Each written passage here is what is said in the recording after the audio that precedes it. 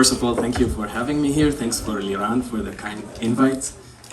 Again, I'm Rawad Abou Zaki, or if you have trouble pronouncing my name, okay, they call me Zach at Starbucks. I'm based out of Austin right now, and I'm the founder of an early stage startup called Hover City, that is building the world's first flying house. I'm going to leave you with a video first to just wrap your head around it a bit, and then I'll explain more what we do. Cities, centers of innovation, yet still built around primitive and heavy infrastructures. Built on some of the most advanced systems, yet everything seems burdened by complexity. They are home to champions of climate change, yet cities contribute to more than 40% of our global emissions. They are centers of opportunity, but on average, 20% of urban residents suffer from depression and other behavioral health issues. We continue to build huge empty spaces, yet more than 14 million people become homeless every year due to climate and economic migration. And should a pandemic hit, cities become prisons where disease spreads at staggering rates. Today, everything changes. Introducing Hover House, the world's first flying, modular, and sustainable living unit. With complete automation, it can instantly assemble with other units to form off-grid buildings and then disassemble, leaving no footprint behind. Hover House is a unique living experience for adventure seekers, an inspiration to curious technology minds, a shelter for the most vulnerable, and all while protecting our precious natural resources. Welcome to Hover City, a city for bold imaginations.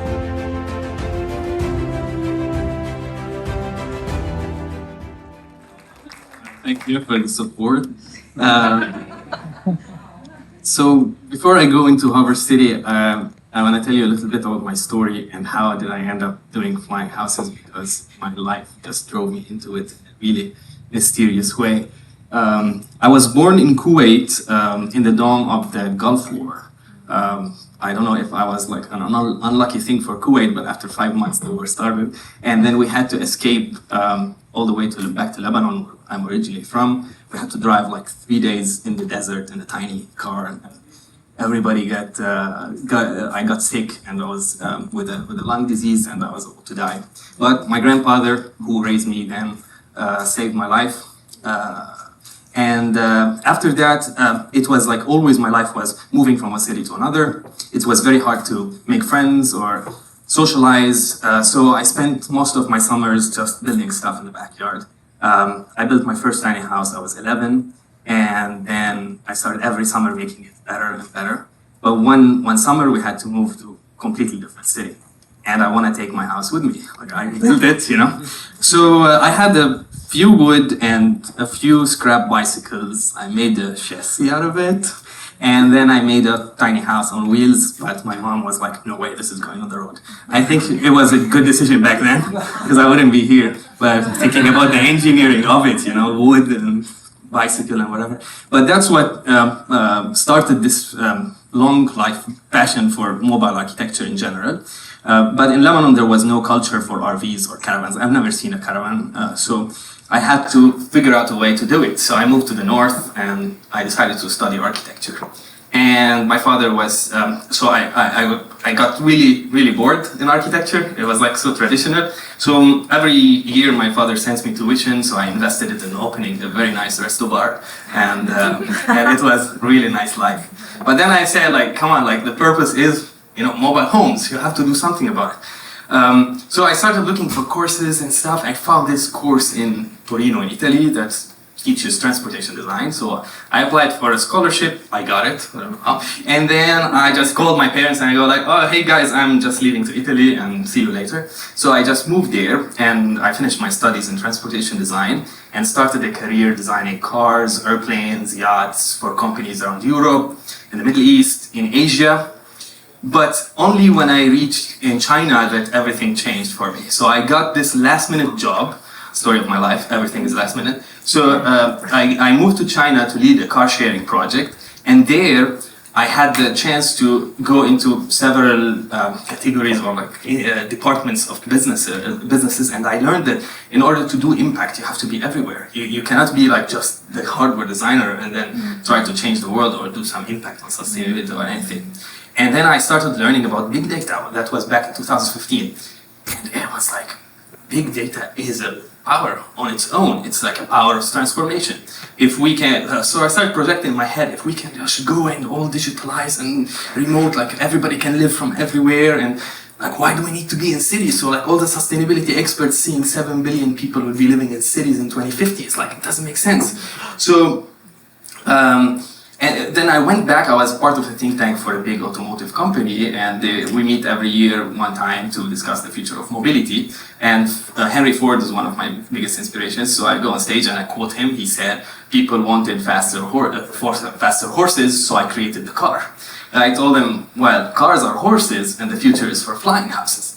So everybody was like laughing and whatever, and they took it as a joke, but I knew that I had to do it on my own way. But at the same time, I have to educate people, like how can we... Well, these are like the journey, I forgot to click on it. So these are like the cities, the journey of our city. So I had to start something different, which educates people about the future of nomadism through digitalization and why do we have to move all the time in the future, live in small spaces and move more. We can talk about it a bit. So basically, the core of sales is usually based on not needs. Nobody knows what they need in general, the market. Nobody needed an iPhone before iPhone was created. Sales is based on two things, passion and fear. These are the two emotions that drive sales. And when I saw the transformation of the cars from industrial combustion to electric, there was they needed to convert the fuel heads. Like the people who care about sustainability will immediately buy a Tesla, no problem. But the money that's coming in the automotive industry is coming from the fuel head, the people who love racing, who love the engine sound, the V8, the big one, or the Texans who love the big trucks. These are the ones. So how can we convert these? So every advertisement on the planet started putting like a supercar on a red traffic light, and next to it this tiny electric car. And then they would start to race, and the electric car would smoke the supercar because of torque. And then they started focusing all their attention, showing like, look at this V8, it can be beat right away with an electric car in 2 seconds. And that's how they started converting it. But I know from industry that all cars are going to become autonomous as well. So now you took the fuel and then like the passion of driving, and then you put in electric, you promote the torque. Now, if you're taking out the possibility of actually driving, you're going autonomous, what are you giving the client in terms of experience? So I go around all the automotive industry, and what they do is, oh, well, we are gonna put a game in the car. Or we're gonna, I don't know, make a seat that you can read a book in it. But they miss the point, because the behavior in general is changing. And if I have my own car that drives its own self, and I can continue my life normally, going from A to B, why not A to B become city to city or even country to country? Why do I need to drive my car, go to an airport, go from the airport to another city, and then find an Airbnb and stay in it? Like when the trip gets longer, then you need to lay down a bit, and then maybe you want to cook a meal on the way. Maybe you want to have, to go to the bathroom, just like me right now. After so yeah, you need something to easily access. So that's how cars will transform into the RVs. But then I lived in an RV for 2 years around Europe. roads are so hard to navigate. They make the distance much longer. And also the contribution of road on climate change is huge. Nobody talks about roads. It's all oil. It's all asphalt. China alone spends $5 trillion every year on road systems. And all we have to do is just fly from point A to point B. And then, so to educate that, I started Rawad, which was my first startup. It was a university in RVs. So I would take students on RV trips around Europe so they can study through itineraries and adventure. We chose the slogan because you can never live in a box and think outside of it. And then we started creating that. So it was my first startup. I had no clue what I was doing. Like I was like just going at it, you know. Like the first thing I've done is I bought a 1980 RV because vintage is cool. And then I decided to restore it, but I need more space and to have the students in. So who needs a toilet, right? Like everywhere I'm gonna park, there are amenities and stuff. But then, so I took off the toilet and then I'm driving. I started my tour in November in the cold of the Alps of Torino.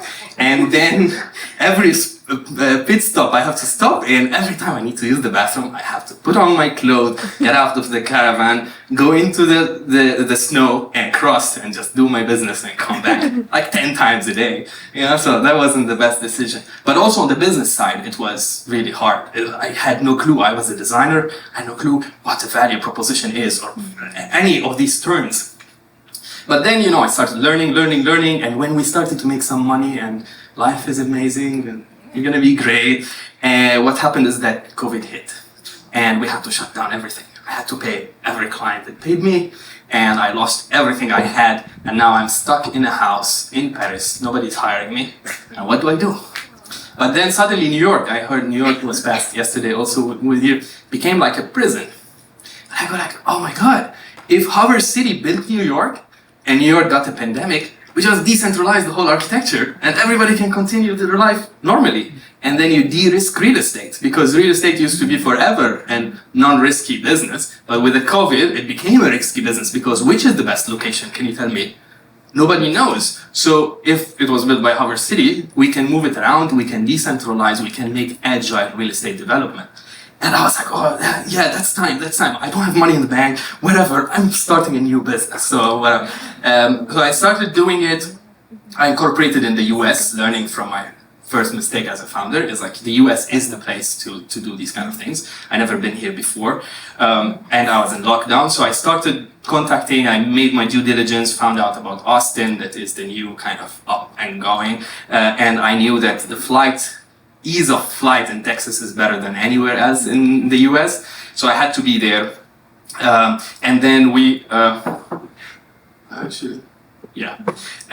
but at the same time, we had trouble understanding what's the business model there. Like, how do you start? How do you sell? How do you go to the market and convince people that flying house is the future? It's huge.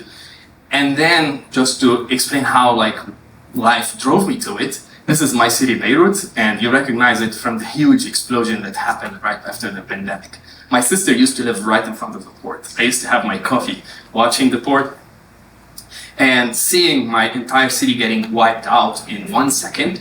300,000 people lost their homes instantly, and suddenly it becomes personal and you don't send tents anymore. Like when it's personal, you say, oh, well, tents are not the best solution, right? There should be a better solution, a more dignifying solution. It's my family, I want to house them in a dignifying way. And that's when we knew we had it. So we went out of stealth mode in the biggest technology show in Europe, Viva Tech in Paris, which I think has a picture of it. Yeah. This is just talking about a little product. I'll explain about it in a second. This was like the very first mock-up, like wood stuff, just for Viva Tech. These are the two people that were sent to help me by somebody out there, because I was alone. That's during Viva Tech. We had huge success in the launch. This is the ambassador of Lebanon in Paris that helped us get our first LOI from the Red Cross to be able to deploy houses for the disaster relief. And from there, it became like a snowball. This was the very first house that after we launched in Viva Tech, I got into, I stocked something called Capital Factory out of Austin. They never worked with outsiders from abroad. I have to work with you. So like 9 months I've been calling them and doing, and then they accepted me in the community. And then after the community accepted me, in 3 months we were able to raise a couple of checks, like not too big, but we were able to build the very first house that was showcased during South by Southwest last year. And then this is the house that's being delivered just today. So our first user, finally, which is this is a fully off-grid house. I just explained a little bit about it. It's airborne design, so we can pick it with any aircraft right now. It's very lightweight, really, really lightweight. This is at 3,500 pounds. We're gonna get it down to 2,000 pounds as well, which makes transport so much easier and so much cost effective because I can lift it with a forklift. That's $200 a day instead of getting all these cranes and paying like $50,000 just to deploy the houses. They're fully off-grid. We have solar panels. You can see them there, the best in the market, beautiful. No white seams and ugly stuff. And then the space is also modular. Can I go back? Back up. I think we can. Yeah. So you can see from the house that, I don't know if it's very clear, it's a full house in 120 square foot. It has a full kitchenette, which you can cook everything you want, very well designed. We have a living area that is a bunk bed that turns into a queen bed that you can flip back and pop a desk out of it and it's an office, or open it and it's a sofa. So it's 4 areas in just one. And then a full shower with a composting toilet, so we don't need any plumbing, anything of that. The solar panels generate a 9 kilowatt system that runs our air conditioning and our cooking, but you have to be, like reasonable in what you want to do in this house. And then the best part of it as well, it's modular. So for example, this shape here, we call it the donut, is like the most attractive one because 4 create a private area in between. So if we're talking about like Airbnb, you can create like this nice jacuzzi experience inside. But if we're deploying for disasters, it creates in like conservative areas. It creates a safe haven for women who are going outside, but doesn't have to be seen outside, so we collect and filter rainwater as well. So rainwater falls on the roof. We collect it into water tanks. Then we push it into an RO system. We filter it and then you use it. After you use it, we throw it back into the gray tank, recycle it again, and then use it, and then create a circular system inside the unit to make it as long as possible without any service. Okay, what else?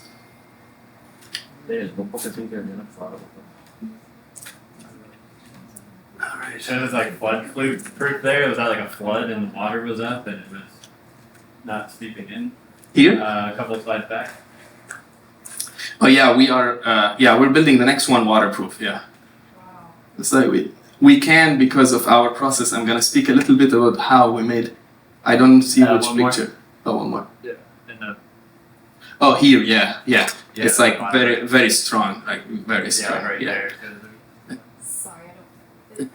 How is it secured to the ground so it doesn't go away or something? Yeah. So now all we need is a flat surface. We can go 6-story high without just a regular flat surface, and that's like certified. But we're developing something called the automatic bolting system, which we're going to be doing with non-dilutive funding from the US government, where every unit, when they come in together, they instantly bolt together and they bolt also to the ground. We need to standardize the locking mechanism, so we're working with IMTS Chicago to do that, and then we can install these bolts in the ground and then bolt it to the ground right away and be able to have that disassembled quickly. And does that bolting system, I mean, is it tested in high sort of velocity areas like tornadoes? That's what we're planning to do. So we have like talks with the Dallas University of Arlington, UT Arlington, and University of Austin to start developing that. But it will be like rated for disasters, yes. Just like the body was designed around that. I'll speak a little bit about the body. I can't share much about the body though because of IP. We didn't file all the patents because we're early, but I'm gonna say as much as I can. So what we did with this is we reduced the time and cost for modular construction by 60%. The reason we were able to do that is the number one problem for modular construction or construction in general is that you need 100,000 type of materials to combine one house. We narrowed it down. We built everything out of one material only. Everything. Interior, exterior, chassis, cladding, all from one sheet metal available everywhere. It's a 4x8 sheet metal. We cut, we bend, and we weld in special ways that we want to IP, and then we get the. And this comes from my experience in obviously building cars and aircrafts, because that's how they were built, but they were never brought into construction. So if we can assemble a Tesla in 3 minutes, we can build houses in 3 minutes. And that's what we need in a disaster, right? So after we slice down the material to one only, so that our labor goes down, everything, our cost goes down, and then we can ship 4 units on an 18-wheeler instead of 1. And then what we're trying to do with the flight is automate now delivery and assembly. And that would be crazy quick. Like, we're estimating our first test would be 5 minutes a unit, so drop in the last mile delivery. But our value also doesn't finish here. The first time in history, you can talk about circular economy in construction, like meaning you can repurpose buildings, you can move them around, they don't have to stay in one location. So our aim also is to be very affordable, and if we can be like an automotive company, we can be affordable. So we're starting at $35,000 a unit. Obviously, the more you want upgrade capabilities and stuff might go up. The tops that you would be looking at would be around 60K a unit, fully off-grid, fully run. And then we provide a subscription model that we service these units based on every client, delivery, maintenance, everything needed. Our biggest 2 markets are disaster relief, but also pop-up hotels for events and festivals. FIFA is coming up in 2026. We have on our board somebody from the Houston Sports Authorities. I'm very proud of her. She's amazing. But we need your help also. If you know anybody with FIFA, let's get it done, because Qatar was a problem with FIFA, building all these huge buildings and people dying building them, and then now they're vacant. We can just pop up Hover City, host the FIFA, and then get it out the next day and nobody's gonna see. We're scaling through a franchising model as well. We're trying to perfect our IP but make it very simple so we can produce decentralized. We build everything in Texas, so we have a short supply chain, not for any other reasons. We have short supply chain, so we're always able to deliver quick and build quick. We have pretty amazing traction with like a lot of companies interested on the marketing side with having the delivery for the first user. Actually, it's an event venue in Austin that's hosting Clay Walker tonight in our house, who is like a big country singer. I never know him, but they told me he's big. But also on the disaster side, we have an LOI from the Red Cross, as I mentioned. The head of partnership, Adra, is on our board as well right now.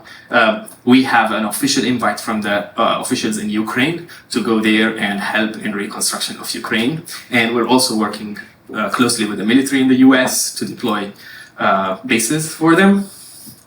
What else? I'm almost done. So now we have finalized our build. We're shooting for a flight test very soon in San Antonio. We have airfield clearance already from the Boeing Tech Board, and we have great partnerships to make it happen. Still few details before I can set up the date, but it's coming soon, I promise. And there's 150 seats. Please go on the website and subscribe to these seats if you want to be there in person. And then when we fly with the helicopter, we will automate it through a drone that is electric but doesn't do lift. It does just control and precision landing. After we succeed in that, we combine the system in 2 as a drone, as a full lift and control. And then that's hopefully where Hover City would be completed and, in an exit plan of an IPO possibly, with the full system developed. And then beyond, talking about space, I leave it for the next Yoko, because there is stuff about it. That's it. I think just the future markets. Flying houses, we believe we can dominate the RV industry because who wants to drive a road if you can fly anywhere you want? Events and festivals, we spoke about them, new hospitality experiences that combine mobility and housing at once, military and space. And I think that's it for me. I spoke too much. Thank you. That's it.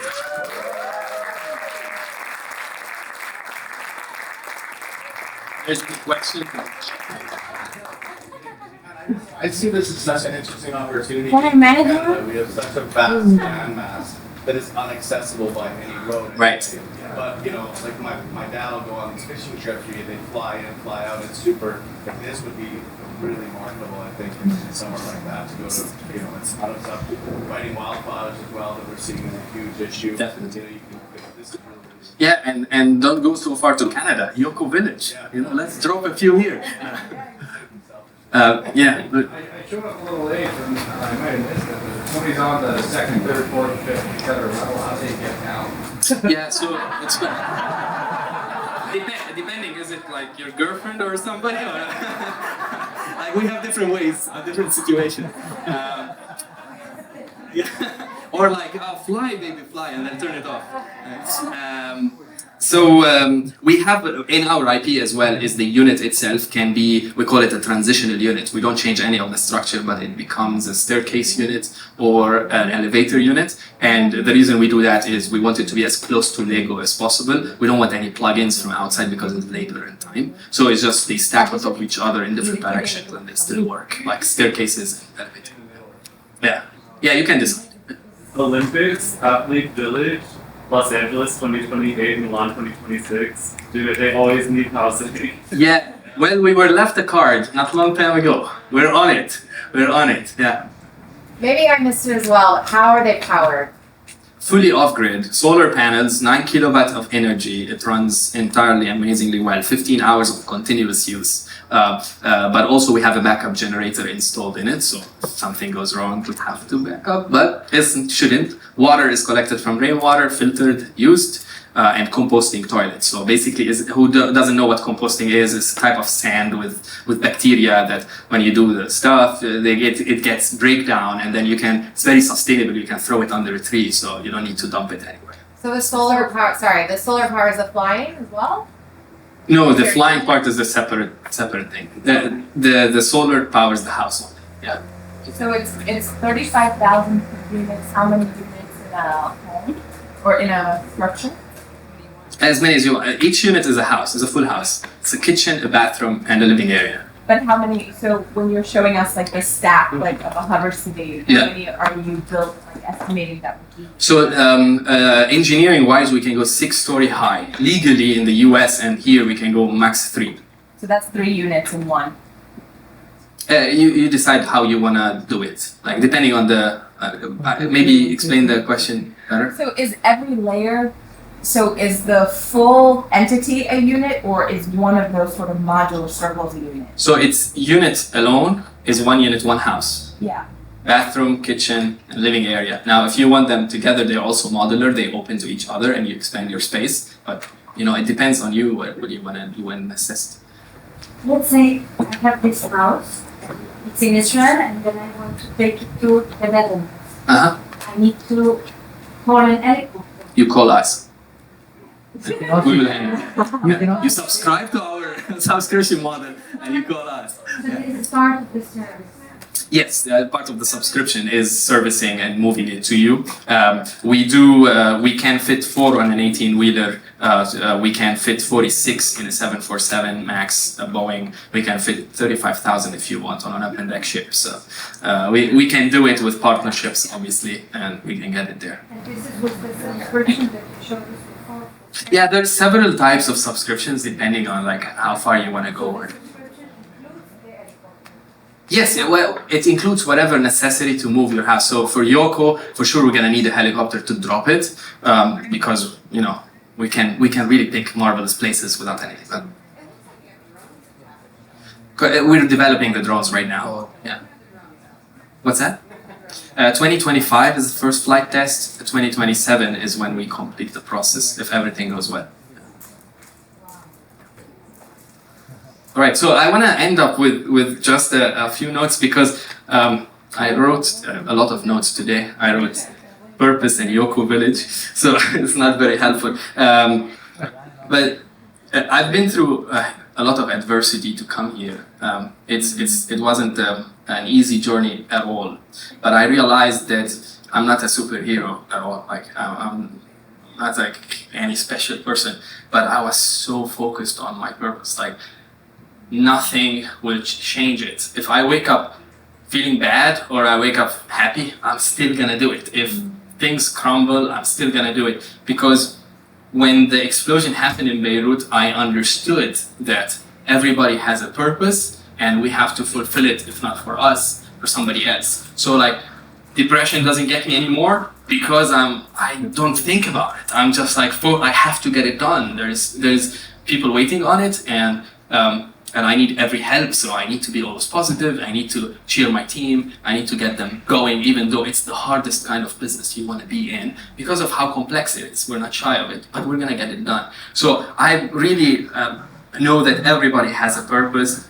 Just find the right one for you, because I've passed across a lot of wrong purposes in my life. I thought they were my purpose, and then they drowned me down.